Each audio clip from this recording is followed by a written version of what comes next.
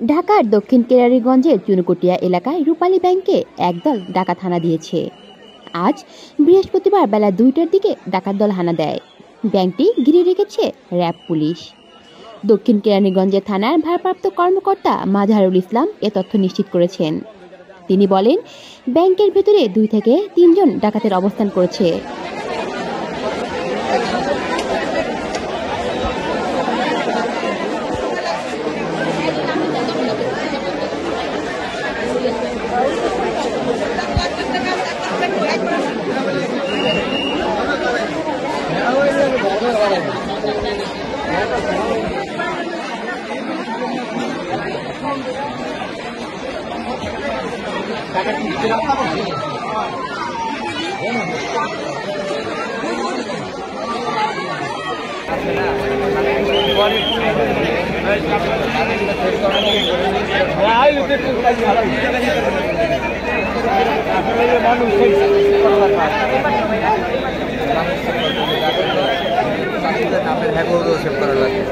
এর মাধ্যমে এত যাওয়া হয় এগো আপনি মানে আলাইতে পারবেন কি ভাই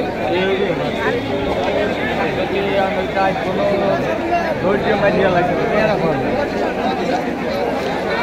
জনগণের ধৈর্য দেখি পারতে